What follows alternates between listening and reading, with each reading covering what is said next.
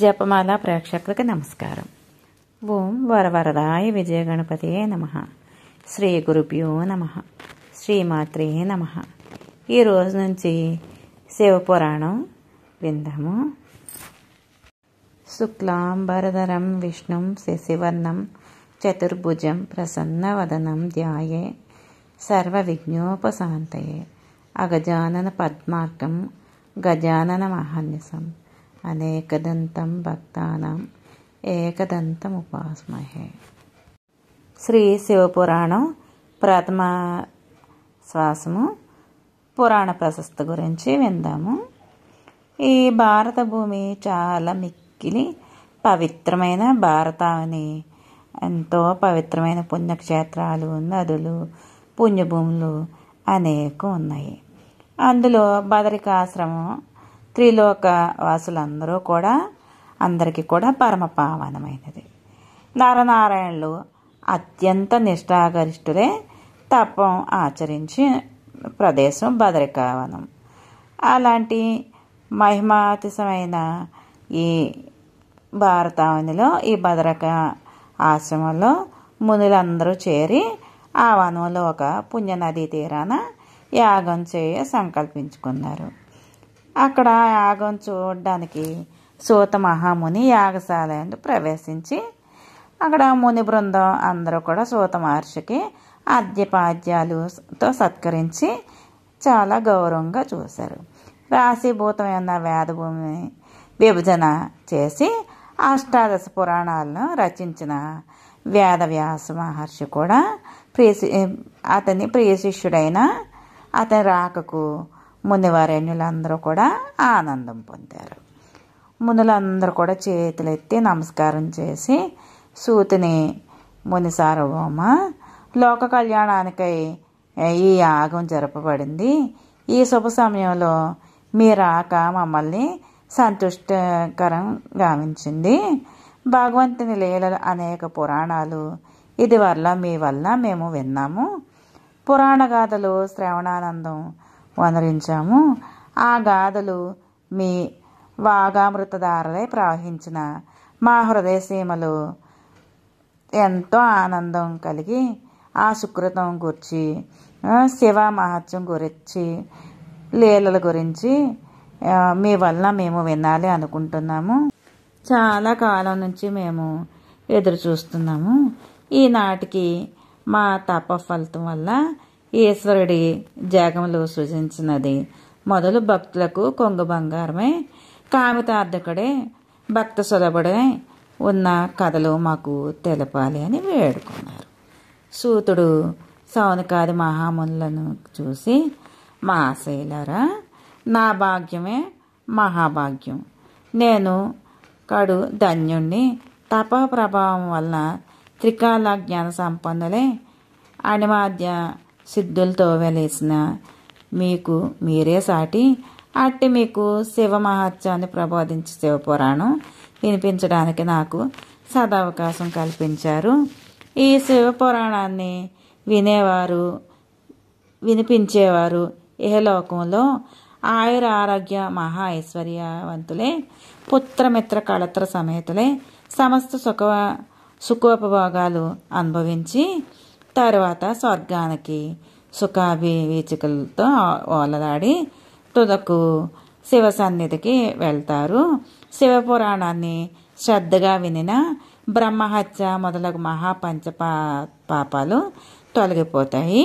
శివభక్తులు శివుని యందు భక్తి కలిగిన ప్రభావం వల్ల వారికి నవగ్రహాల దుస్థానంలో ఉన్న వేళలా శివపురాణం వినడం వల్ల, చదవడం వల్ల క్రూర గ్రహాలు శివుని అనుగ్రహం వలన శుభ ఫలితాలు ఇస్తాయి. శుభస్థానాల్లో ఉన్న మిక్కిలి ఇంకా శుభ ఫలితాలు ఇస్తాయి. అకాల మృత్యువు, అరిష్టాలు, ఉపద్రవాలు శివభక్తులు ఏమీ చేయలేవు. తీరని కుష్టి వ్యాధులు కూడా ఉపశమనం అవుతాయి. శివపురాణము పుణ్యప్రదమైనది, శుభావహమైనది. దానికి మించినది ఇంకోటి లేదు. ఎందుకంటే శంకరుడు వంటి దైవం లేడు కనుక అని ఇంకా ఇలా చెప్తున్నారు. ఒక సమయాన శివభక్తాగ్రేసుడైన మార్కండే మహర్షి శివ మహత్యాన్ని విపులంగా తెలుసుకోవాలని సత్యలోకానికి వెళ్ళి వాణి హిరణ్యగర్భులకు నమస్కారం చేసి తన కోరికను చెప్పాడు. భారతీదేవి బ్రహ్మదేవుడు శివపురాణాన్ని విష్ణుదేవుడు వలన వినడం మేలని చెప్తారు. అప్పుడు ఆ మహాముని వైకుంఠానికి వెళ్ళి లక్ష్మీనారాయణులకు నమస్కారం చేసి శివపురాణ గాథ తెలియపరచండి అని ప్రార్థన చేస్తాడు. శ్రీ మహావిష్ణువు మార్కండేయుని చూసి, వత్స, శివ మహత్యాన్ని సంపూర్ణంగా తెలుసుకోవాలి, తెలిసిన వారు ఎవరూ లేరు. శివుని లీలలు శివునికే ఎరుక. నీవు కైలాసానికి ఎగి అక్కడ నీ సంకల్పం శివుని ఆశీర్వాదం వల్ల నీకు నెరవేరుతుంది అని శ్రీహరి చెప్తారు. ముని పుంగవుడు నమస్కారం చేసి కైలాసానికి వెళ్ళి పార్వతీ పరమేశ్వరులను చూసి ఎంతో ఆనందం చెంది చేతులు జోడించి నమస్కరిస్తాడు. శివ ఆ మహర్షిని ఎంతో కుశల ప్రశ్నలు వేసి కూర్చోబెట్టి, ఎందుకు వచ్చావు నాయనా, ఏంటి, ఎలా ఉన్నారు అంతా అని చెప్పి అడుగుతారు. అప్పుడు చంద్రమౌళీశ్వర, నేను నీ భక్తుడినే, లోక ప్రతిగీతనే నేను, కానీ నీ మహత్యాన్ని నేను ఎంతవరకు విపులంగా తెలుసుకోలేకపోయాను. తీరం లోపంగా అనిపిస్తుంది నాకు. ఈ లోకంలోన నీవు కానీ తీరదు. నీవు చెప్తేనే నీ మహత్యం, నీ లీలలు, నీ అనుగ్రహ విశేషాలు సంపూర్ణంగా తెలుసుకునే మిక్కిలి కుతూహలంగా ఉన్నాను అని వినయపూర్వకంగా విన్నవిస్తాడు. శివుడు, వత్స, నీకు శుభం కలుగుగాక. నీ కోరిక పరిపూర్ణంగా నెరవేర్చే సమర్థుడు ఈ వెండి కొండ మీదే ఉన్నాడు. అతడు నందీశ్వరుడు.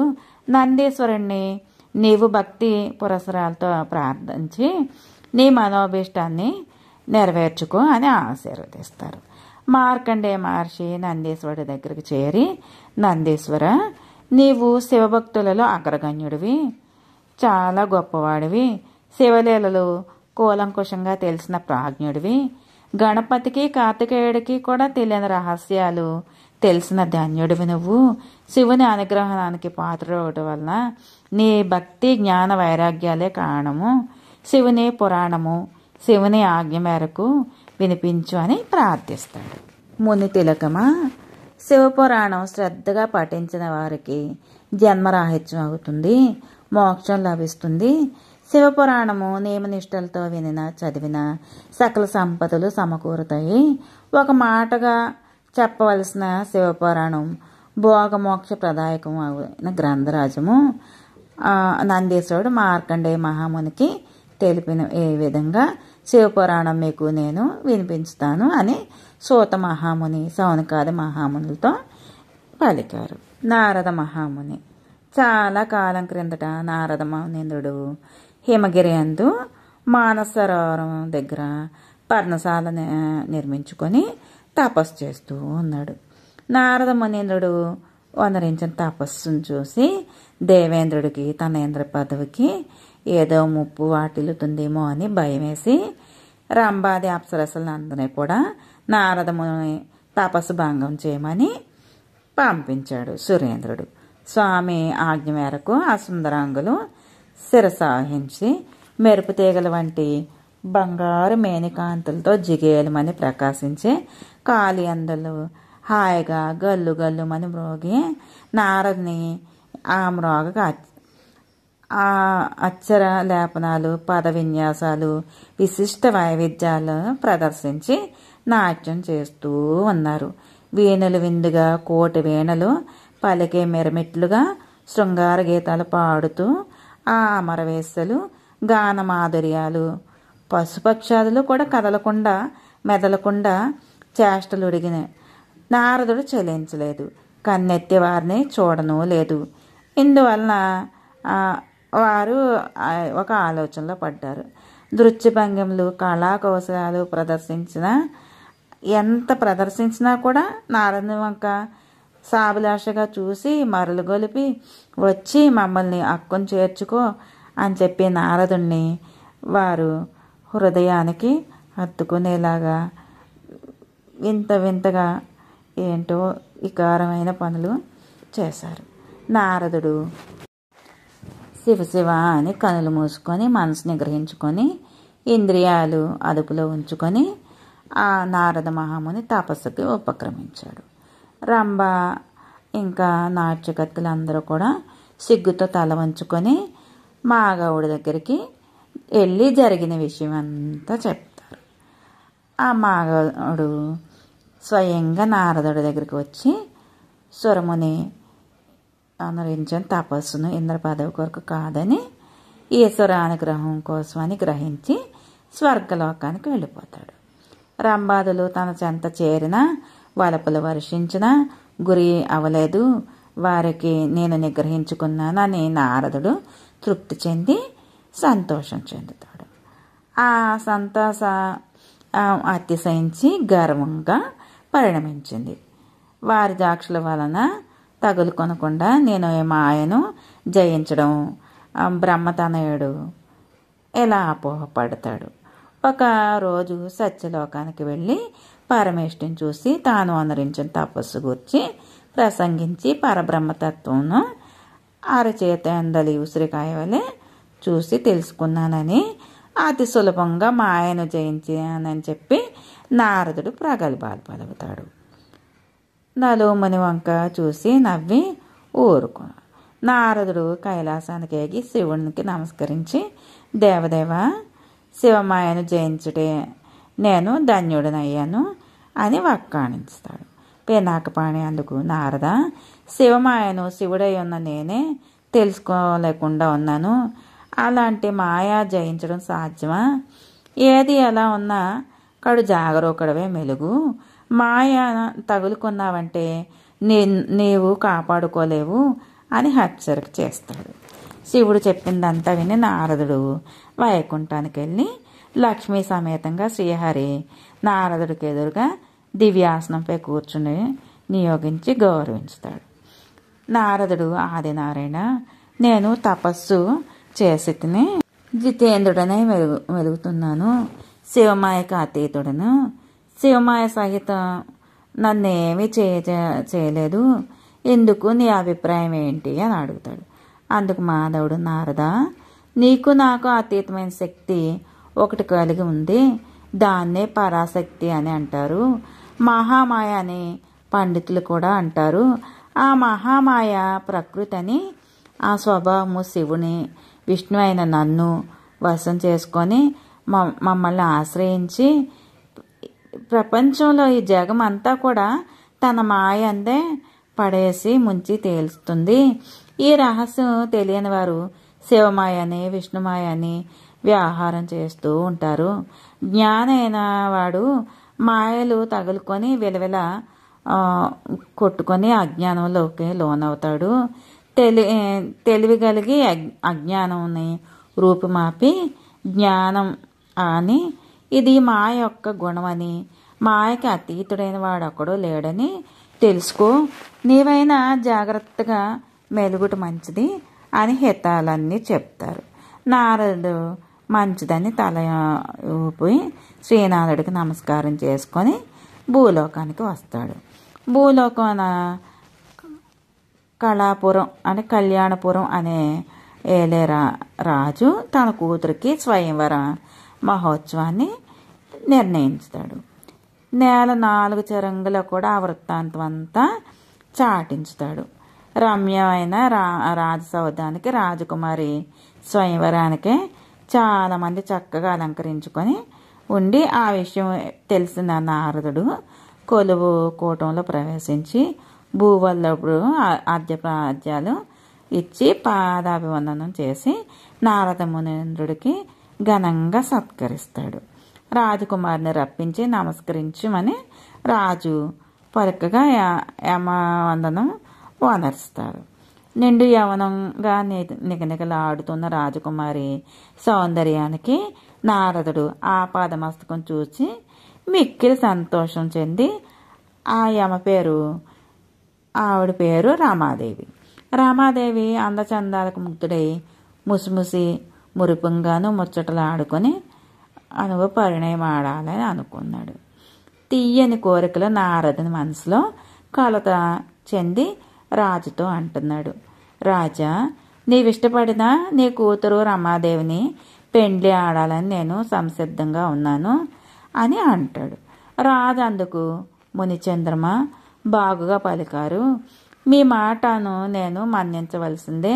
యుక్త వయసున ఉన్న కన్యకను పరిణయం ఆడడానికి సంప్రదించుట సంప్రదాయమే. అయినా రమాదేవి శ్రీమన్నారాయణుని వివాహం ఆడాలని ఉవ్విళ్ళు ఊరుతుంది. నారాయణుని చిత్తము ఈ అమాభాగ్యము స్వయంవరము తేలిపోగలదు. స్వయంవర సభా మండపాన రమాదేవి ఒకరి గళవన పూలమాలచే అలంకరింపవలసి ఉంది కదా. రేపు మీరు స్వయంవరంకు విచ్చేయండి. రాకుమారి మిమ్మల్ని పరిగ్రహింపవచ్చునేమో. ఏరి ఎరుక స్వయంవరం దేశ దేశాలకు వర్తమానం పంపాను. కన్యాను ఎవరినైతే ఆవిడ అమ్మాయి ఇష్టపడుతుందో ఆ అమ్మాయికి ఇచ్చి నేను వివాహం చేయాలి కదా. రేపటి స్వయంవరంలో మహోత్సాహాలు నేను తప్పక వచ్చేదను. రాజుతో నారదుడు పలికి వైకుంఠానికి వెళ్ళిపోతాడు. శేషశయ్యపై ఉన్న శ్రీహరిని చూసి నారదుడు, ప్రభు, సమస్త సుఖోపభోగాలు నీవలే అనుభవించి ఆనందించువాడొక్కడో లేడు. నేను సన్యాసిని, ఏకాకిని, భార్య సుఖము స్వర్గ సుఖములను మరిపించుదా అంటారు కదా. నేను కళ్యాణపురాధీశుని కూతురిని రమాదేవిని పైన వాడాలని అనుకుంటున్నాను. కానీ ఆ కన్య నీపై అనురాగం కలదట. నీకెందరో భార్యలు కలరు కదా. భువన మోహనాకారమగు నీ రూపము నాకు వసగి రమాదేవిని నేను పరిణయం ఆడగలను. నన్ను దయచూడు అని బహు రకాలుగా ప్రార్థన చేస్తాడు నారదు. శ్రీకాంతుడు, నారద, పెళ్ళి అనేమి ఒక కన్య కట్టుకొని కాపురం చేయడం కదా. మాయలు తగులుకొన్న బయటపడడానికి ఒక మార్గం ఉండవచ్చును. ఆలు బిడ్డలు జంజాటాలు వదిలించుకోవడం మార్గం లేదు. సంసారము లేని దాన్ని సాగరం అని బుద్ధులు పలుకుతారు. సంసారమై మాయలో పడి నిన్ను ఉద్ధరించేవారెవరు అని హెచ్చరిస్తాడు. అందుకు నారదుడు, సంసారనైనంతనే మాయలో పడిపోతానా? శివుని మాయ, వైష్ణవ మాయ నన్నేమి చేయజాలవు. ఇంతవరకు నిన్నొకటి అయినా నేను యాచించి ఉండలేదు. ముహూర్త సమయాన మాత్రమైనా నీ రూపం నాకు ప్రసాదించు అని వేడుకుంటాడు. శ్రీమన్నారాయణుడు తదాస్తు అని పలికితే నారదుడు భూలోకానికి చేరుకుంటాడు. నానా దేశాల నుంచి రాకుమారులందరూ స్వయంవరానికి వచ్చి కళ్యాణ మండపం కళకళలాడుతూ ఉంది. రాజకుమారులు ధరించిన అమూల్య రత్న కిరీటాల చేత మణిహారాలతో సభాసభను తళతళలాడుతూ కానువిందు మెరగట్లు కొమ్ముతూ ఉంది. నారదుడు ఒక ఉచితాసనంపై కూర్చొని రమాదేవి రాకకే ఎదురు చూస్తూ ఉన్నాడు. రాకుమారు వచ్చిన తన మెడలో పూలహారం వేస్తుంది అని మురిసిపోతూ ఉన్నాడు. రమాదేవితో కాపురం చేయొచ్చు ఉండేలాగా అవన్నీ ఏంటంటో అతను అన్నీ కూడా ఆ విహారంలో విహరిస్తూ ఉన్నాడు. కళ్యాణపురాధీశుడు సభకి ఎత్తించి రమాదేవి చెలికెత్తులను వెంట పెట్టుకొని పూలమాల చేతితో పట్టుకొని ఆ సభా మండపానికి వస్తుంది. రాజు, పురోహితుడు వాళ్ళందరూ కూడా ఆమెకు స్వస్తి వచనాలు చెప్తూ పఠిస్తూ మంగళతుర్యాలు మనోహరంగా మోగుతున్నాయి. స్వయంవర మండపం అలంకరించిన రాజకుమారులను ఉద్దేశించి, రాజకుమారులారా, ఈమె నా కుమార్తె రమాదేవి. స్వయంవర మహోత్సవ సందర్భంగా ఇతడు సమావేశమైన వారిలో ఒకరికి గళాన ఈమె పూలమాల అలంకరిస్తుంది. అట్టి వానికి నా కూతురునిచ్చి వివాహం చేస్తాను అని రాజు చెప్తాడు. పురోహితుడు రాజు రమాదేవిని సభాభవనంలో ప్రవేశపెట్టి రమాదేవి శిరమును వాల్స్లే కిరీటాల కాంతులతో విరజిల్లే రాజకుమారులందరినీ ఒక పర్యాలాగా అరగంటగా చూస్తుంది. శ్రీ మహావిష్ణువు ఒక చోట కూర్చొని ఉంటాడు. రమాదేవి చేతి అందలి పూలమాల నారదుడి మెడలో పడినట్లు బ్రహ్మతనయుడు పట్టపగ్గాలే కలలు కంటూ ఉన్నాడు. క్షణమైన అలా ఆలోచిస్తూ ఉంటే రాజకుమారి ఒక్క క్షణంలో శ్రీహరి మెడలో పూలమాల వేస్తుంది. రెప్పపాటు కాలంలో నారాయణుడు గరుత్మంతుడిపై రమాదేవిని కూర్చోబెట్టుకొని వైకుంఠానికి చేరుకుంటాడు. స్వయంవరం కృటి కాలంలో జరిగింది. నిరాశాపూరిత నీరస నయనాలతో రాజకుమారులు ఒకరు ముఖం అలొకరు చూసుకుంటూ ఉంటారు. రాకుమారులందరూ నారదుణ్ణి చూశారు. పక్కున కడుపు చెక్కలయ్యేలాగా నవ్వుతారు. మీరు నన్ను చూసి నవ్వడానికి కారణమేమని నారదుడు రాకుమారులను అడిగితే, రాకుమారులందరూ నీవు చూసడానికి అంగరంగ వైభవములు అందుకొను శ్రీరంగనాథుని వలె చూపట్టుచున్న నీ ముఖం కోతి వలెను ఎలుగు వంటి వలె చిత్ర విచిత్రంగా ఉన్నది అని ఎగతాళి చేస్తారు. నారదునికి నిండు సభలో తీరని పరాభవం కలుగుతుంది. తలవంపులైన నిమిషమైనను భూలోకానికి నిలవజాలక సరాసరి వైకుంఠానికి వేవేగంగా వెళ్ళి కోపావేశాలతో చేరతాడు. శ్రీ మహావిష్ణువుని చూసి, నారాయణ, నీవెంత మోసకారివి, నీవు చెప్పిందేమిటి, చేసిందేంటి, కోతి ఎలుగుబంటి రూపం నాకు కల్పించి నానా దేశం నుంచి స్వయంవరంకి సర్వాలంకార భూషులైన వచ్చిన రాజలోక సమక్షం నన్నెంత అపహాస్యం గాయించారో తెలుసా నీకు? స్వయంవరం కృటి కాలంలో జరిగింది. నిరాశాపూరిత నీరస నయనాలతో రాజకుమారులు ఒకరు ముఖం అలొకరు చూసుకుంటూ ఉంటారు. రాకుమారులందరూ నారదుణ్ణి చూశారు. పక్కున కడుపు చెక్కలయ్యేలాగా నవ్వుతారు. మీరు నన్ను చూసి నవ్వడానికి కారణమేమని నారదుడు రాకుమారులను అడిగితే, రాకుమారులందరూ నీవు చూసడానికి అంగరంగ వైభవములు అందుకొను శ్రీరంగనాథుని వలె చూపట్టుచున్న నీ ముఖం కోతి వలెను ఎలుగు వంటి వలె చిత్ర విచిత్రంగా ఉన్నది అని ఎగతాళి చేస్తారు. నారదునికి నిండు సభలో తీరని పరాభవం కలుగుతుంది. తలవంపులైన నిమిషమైనను భూలోకానికి నిలవజాలక సరాసరి వైకుంఠానికి వేవేగంగా వెళ్ళి కోపావేశాలతో చేరతాడు. శ్రీ మహావిష్ణువుని చూసి, నారాయణ, నీవెంత మోసకారివి, నీవు చెప్పిందేమిటి, చేసిందేంటి, కోతి ఎలుగుబంటి రూపం నాకు కల్పించి నానా దేశం నుంచి స్వయంవరంకి సర్వాలంకార భూషులైన వచ్చిన రాజలోక సమక్షం నన్నెంత అపహాస్యం గాయించారో తెలుసా నీకు? ఇది నీకు తగిన? నీవు నాకు చేసిన మోసానికి ప్రతిఫలంగా నేను భార్యకే ఎట్లు పరితపించి వెతల పాలైతాను, అలాగే నీవు కూడా భార్య కోసం వగల పాలవుదువు కాక.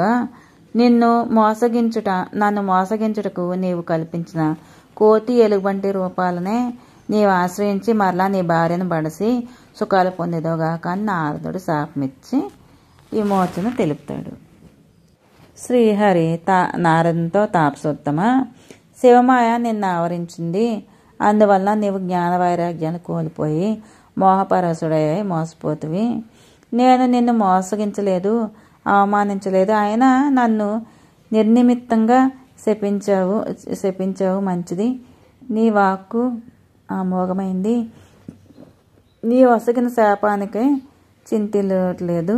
త్రేతాయుగం రాక్షస సంహారానికై శ్రీరామ అవతారం దాల్చి నీ శాప నవశ్యంగా అనుభవించుతాను. నీవు నాకు శాపం అనుభవించావు కాబట్టి నీకు నేను వరములు ఒసగుచున్నాను. నీవు కలహప్రియుడివై ముల్లోకవాసులను నిన్ను ప్రేమగా గౌరవించదురు కాక అని వరమొసంగి శ్రీధరుడు ఔదార్యానికి నారదుడు సిగ్గుపడి తలవంచుకొని ఆయన పాదాలపై పడి, దేవా, అకారణంగా నిన్ను నేను తోలనాడాను. నా తప్పులను మన్నించి నన్ను క్షమించు. నీ అనుగ్రహానికి సదా నేను పాత్రుడై ఉంటాను. నన్ను అనుగ్రహించు అని పెక్కు విధాలు ప్రార్థించాడు. లక్ష్మీకాంతుడు నారదుని లేవనెత్తి, నారద, నీవు మాయామోహితుడివై పలికిన పలుకులకు నేను పాటించదునా? ఇక ముందు నీ ప్రకృతికి అతీతుడవై మాయలో చిక్కక సుఖించదువుగాక అని ఆశీర్వదించాడు. నారదుడు లక్ష్మీ వల్లభునికి నమస్కరించి భూలోకానికి వచ్చి తీర్థయాత్రలు సేవించాడు. సౌనకాది మహాముల్లారా, ఈశ్వరుని మాయను దాటుడికి ఎవరికి కూడా సాధ్యమగునా? ఈశ్వర సంకల్పం ఏ రీతిలో ఉండునో ఎవరికి తెలియను. సృష్టి విచిత్రాలు శివుని ఆజ్ఞ లేనిదే చేయమైన కదలదు కదా అని సూతుడు పలికి నందీశ్వరుడు మార్కండేయునికి తెలిపిన శివతత్వం వినిపించాడు. ఇంకా మిగతాది తర్వాయి భాగంలో విందాము. లింగోద్భవం. ఓం నమః శివాయ. శివాయ గురవే నమః. శ్రీమాత్రే నమః.